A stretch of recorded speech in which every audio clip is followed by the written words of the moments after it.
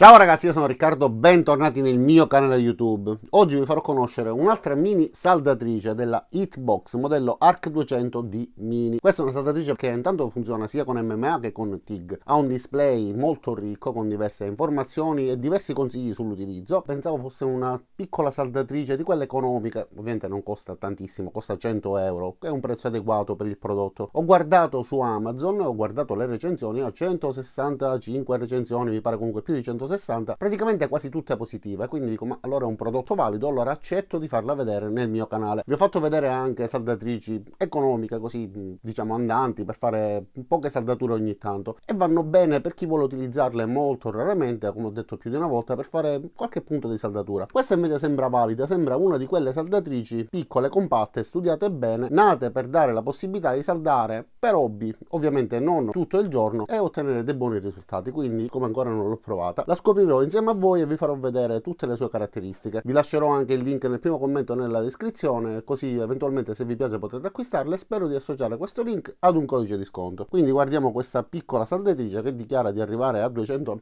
vediamo, e vediamo come si comporta. Iniziamo. Oltre alla saldatrice però vi farò vedere anche questo casco da saldatore che viene venduto all'interno di questa scatola, avvolto da questo sacchettino protettivo con all'interno alcune plastiche protettive per evitare di danneggiare e graffiare le parti delicate, come ad esempio il vetro protettivo esterno e quello interno. E all'interno della confezione della saldatrice troviamo un'altra piccola maschera di cortesia, però ragazzi questa serve semplicemente appunto come prodotto di cortesia per non lasciarvi sprovvisti. All'interno abbiamo anche i cavi, quindi sia la massa che la torcia per l'elettrodo, ma guardiamo tutto per bene. Allora, questa è la maschera che effettivamente per quanto riguarda la parte estetica mi piace tantissimo, un bel contrasto fra questi colori luminosi pastello, questo nero lucido. Il materiale ovviamente è flessibile, giusto per come tutte le maschere da saldatore, quindi anche cadendo non si danneggerà. Sulla parte frontale abbiamo questa protezione in plastica distante dal display che si oscura, e poi nella parte interna abbiamo invece il display protetto a sua volta da un'ulteriore plastichina che viene data anche in dotazione, un ricambio nel caso in cui per un motivo qualunque dovesse danneggiarsi. In dotazione vengono date anche delle batterie modello CR2450 per poterle sostituire nel caso in cui dovessero scaricarsi, e da questa parte troviamo tutti i comandi per poter impostare i vari parametri, quindi abbiamo la possibilità di decidere quanto deve oscurarsi in base al tipo di saldatura. Questo invece è un selettore che ci permette di disabilitare l'oscuramento automatico, questo invece ci permette di oscurarlo un poco, quindi nel caso in cui dovessimo utilizzarlo con una smerigliatrice, in quel caso si produrrebbero delle scintille e quindi si oscura leggermente. Invece questo gli dà l'oscurazione massima in base all'impostazione che decidiamo. Questo invece è il comando che ci permette di decidere con quale velocità si deve schiarire la maschera dopo essersi oscurata. Abbiamo la possibilità di farlo in modalità lenta, in modalità media oppure in modalità veloce. Questa invece è la regolazione per impostare il livello di sensibilità per l'oscuramento. All'interno abbiamo anche questa imbragatura che ci permette di avere diverse regolazioni per quanto riguarda l'altezza, la larghezza, sia sulla parte posteriore della testa che sulla parte frontale. Queste parti sono tutte ben imbottite e la parte posteriore è pure snodabile e anch'essa imbottita. Tramite questa rotellina si può regolare l'altezza, e con queste altre rotelline, una a destra e una a sinistra, possiamo decidere la resistenza che deve avere la maschera nell'abbassarsi. E questa è l'inquadratura fatta dall'interno della maschera. Quasi non sembra, ragazzi, si vede benissimo, quindi una maschera che ci permette di vedere con i colori, guardate dallo specchio, quindi sto inquadrando direttamente dalla maschera, ma se non ci credete la tolgo dall'interno e poi rimetto l'inquadratura all'interno. Guardate, si vede tutto a colori, tutto benissimo. Abbiamo un livello di protezione 1112, quindi praticamente quasi il massimo, un po' come quasi tutte le maschere in vendita. È difficile trovarla con il livello di protezione 1111, ma riguarda semplicemente la qualità dell'oggetto che vedremo quando stiamo saldando, e già anche in questo modo va più che bene. E sempre nella parte interna, in alto a destra, abbiamo un altro tastino con la scritta test che ci permette di verificare se l'oscuramento funziona oppure no. Guardate, in questo modo noi riusciamo a vedere attraverso, ma se io lo premo si oscura, e quindi ci permette di capire che tutto funziona correttamente. Adesso passiamo alla saldatrice. Allora, collego l'alimentazione elettrica, cavo di alimentazione lungo circa 1,5 m, forse un poco di più, con presa asciugo. Allora, il corpo tutto in metallo, ovviamente con le prese d'aria. Nella parte posteriore abbiamo il tasto di accensione e spegnimento, l'ingresso per l'alimentazione elettrica. Abbiamo un ciclo di lavoro al 100% con 155 A e al 60% con 200 A,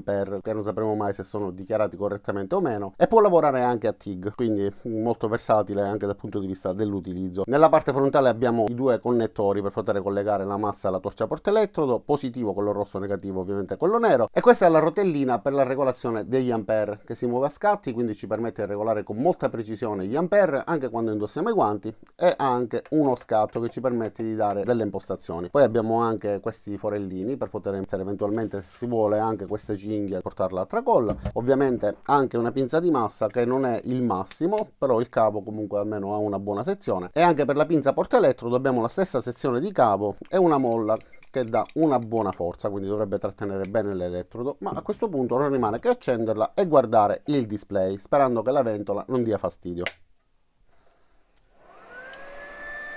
E allora, come vedete, abbiamo sul display diverse informazioni. Facciamo una zoomata. Abbiamo l'amperaggio, parte da 20, quindi andiamo a salire, come vedete un clic per volta, regoliamo gli ampere in modo molto preciso. E allora ragazzi, spero che così si veda un po' meglio. Ho avuto difficoltà con l'illuminazione perché ho le luci alle spalle e si riflettono sul display. Allora, quindi possiamo regolare l'amperaggio in modo molto preciso, e come vedete in basso abbiamo anche delle indicazioni per quanto riguarda lo spessore del metallo e il diametro dell'elettrodo da utilizzare. Quindi se utilizziamo un amperaggio basso ci indica un elettrodo da 1,6 e uno spessore del metallo da 2 mm. Se andiamo avanti ovviamente saliamo di amperaggio, a questo punto già con 50 ampere, in questo caso ci indica uno spessore del metallo da 2 mm e mezzo e un diametro dell'elettrodo da 2 mm. Poi andando sempre più avanti ovviamente si va adeguando, quindi 3 mm, 2 mm e mezzo, fino ad arrivare poi a 200 ampere con 6 mm di spessore del metallo e un elettrodo da 4 mm. Premendo abbiamo la possibilità di gestire eventualmente l'hot start, quindi possiamo attivarlo oppure disattivarlo, e lo stesso per quanto riguarda l'Arc Force. Poi l'ultimo comando riguarda invece il TIG, oppure la possibilità di attivare e disattivare il VRD, che è un'impostazione che serve nel caso in cui si lavora in ambienti umidi. Quindi proviamo a saldare, a fare delle prove con diversi amperaggi. Essendo distante ed essendo piccola non riuscirete a vederlo, ma cercherò eventualmente di avvicinare la saldatrice per farvi vedere il display. Mi si sta sollevando un sopracciglio, ok, così va meglio. Allora, ci siamo quasi. Ah, mi è riuscita, non mi riesce quasi mai.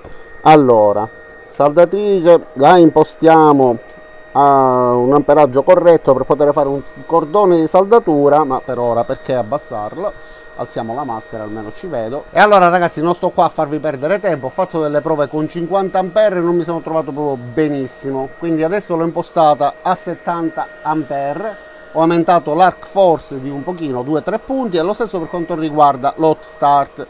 Quindi vediamo in questo caso invece come va a fare dei cordoni di saldatura. Poi proveremo ovviamente, come ho detto poco fa, anche ad unire dei pezzi. Quindi ricominciamo. Allora, dovrebbe vedersi abbastanza bene. Non vedrete il cordone, ma lo vedrete poi una volta fatto.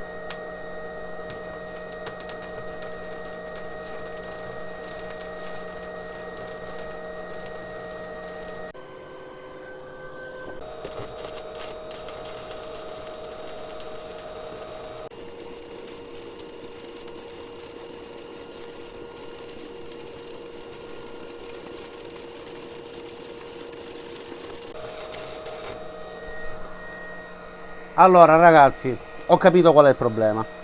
Come moltissime saldatrici dichiara di più di quello che in realtà può fare, però salda bene. Non capisco perché dichiarare questo valore così alto. Allora comunque guardiamo con un cacciavite, staccherò la scoria che già si sta staccando da sola, sperando che non mi cada tutto fra le mani. Guardate, già si è sollevata. Quindi il cordone di saldatura mi piace, è venuto bene, però l'ho dovuto eseguire con 90 ampere ed è un bel cordone di saldatura che adesso vi farò vedere da vicino. E allora guardate, il cordone a me piace tanto, è riuscito bene, pulito, continuo, quindi la saldatrice problemi non ne ha. Guardate che bel cordone. L'unico problema, se vogliamo chiamarlo così, che qua abbiamo impostato 90 ampere e impostandolo anche a 75, quasi 80 con un elettrodo 2,5 non va proprio benissimo, ma la saldatrice funziona bene. Guardate anche la scoria, pulitissima, si è staccata automaticamente. Una volta capito come impostarlo, proviamo ad unire questi due pezzi fra di loro, facciamo una saldatura, vediamo come riesce il cordone. Sono dei pezzi senza alcuna smussatura, bisellatura, come vogliamo chiamarla, cianfrinatura.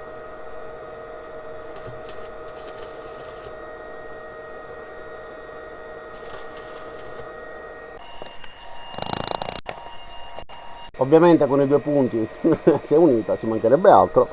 Proviamo adesso a fare questa saldatura.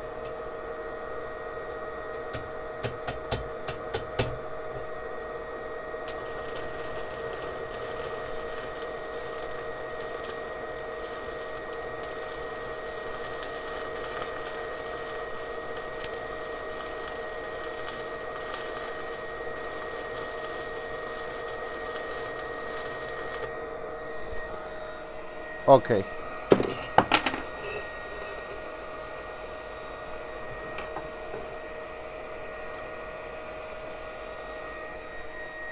Sembra che si sia saldato bene. Aspettiamo che si raffreddi. E ora ragazzi è arrivato il momento di provare l'elettrodo 3 e 2. Vediamo se questa saldatrice ci riesce oppure no. A questo punto devo impostarla al massimo 200 ampere, perché in proporzione dovrebbe essere così. Vediamo se riusciamo a ottenere un cordone degno di questo nome e soprattutto vediamo se regge il contatore, perché io saldo nel mio laboratorio con un normale contratto, insomma, dell'Enel da 3 kW, quindi vediamo se va bene.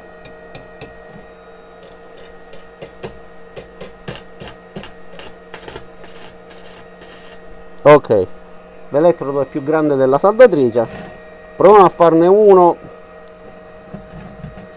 da questa parte.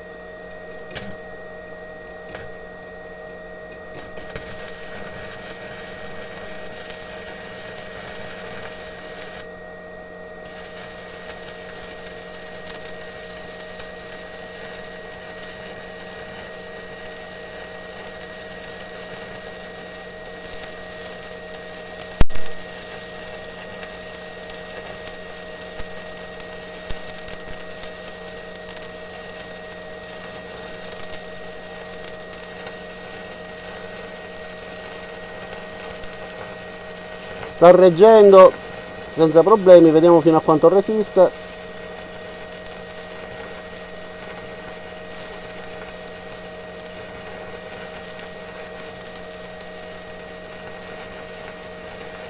Vado un po' a zig zag.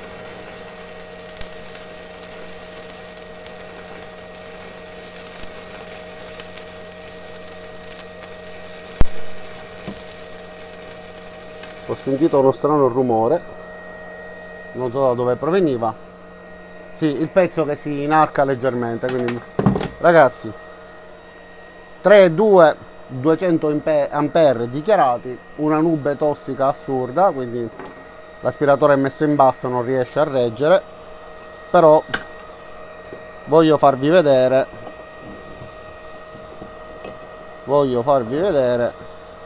questo cordone con l'elettrodo da 3 e 2.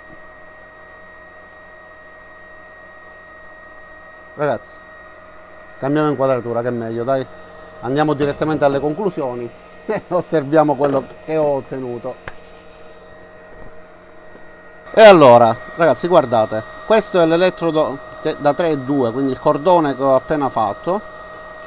La scoria si stacca praticamente da sola e devo dire che effettivamente a me piace. Il pezzo ovviamente è sporco, ma il cordone, oltre ad essere zig zag, vabbè, questo sapete non dipende dalla saldatrice, è inutile approfondire questo argomento, ma il cordone per me è valido. È un bel cordone da circa 20 cm, praticamente grande quanto la saldatrice, eseguito a 200 ampere per quello che dichiara il display, con un elettrodo da 3,2. Guardiamo anche il cordoncino che abbiamo ottenuto dalla parte opposta, quindi elettrodo da 2,5, anche in questo caso pulitissimo. Ok, vediamo i pezzi che ho unito, non so dove siano.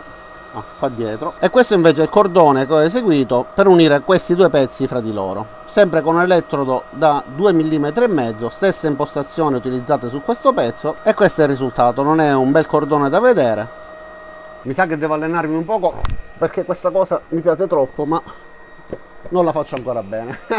Allora ragazzi, quindi cosa dire di questa saldatrice Hitbox Arc 200D Mini? È una saldatrice che, come avete visto, ci permette di ottenere dei buoni cordoni di saldatura. Diciamo che è una di quelle saldatrici un po' ottimistiche che dichiarano un po' tanto per far dire wow, ma che ci permette di saldare comunque bene, almeno questo esemplare che io ho fra le mani. Ciò non toglie che comunque funzioni bene. È una saldatrice che, come avete visto, anche con un elettrodo da 3 mm e 2 è riuscita a eseguire un cordone di circa 20 cm senza nessun problema, e il cordone mi è piaciuto tantissimo. Ve lo faccio rivedere, ma è inutile, ma mi piace perdere tempo. E guardate, un cordone da 20 cm, secondo me bellissimo. Ok, ora non mette a fuoco, però l'avete visto nelle riprese ravvicinate. Io vi lascerò il link di questa saldatrice nel primo commento e nella descrizione. Se pensate che possa piacervi, possa soddisfare le vostre esigenze, date un'occhiata, sperando di ottenere anche un codice di sconto, così se vi piace anche il casco da saldatore, che è True Color, che ci permette di vedere bene con una buona luminosità, che si oscura rapidamente, tante regolazioni eccetera, assieme alla saldatrice fate un kit completo e potete saldare.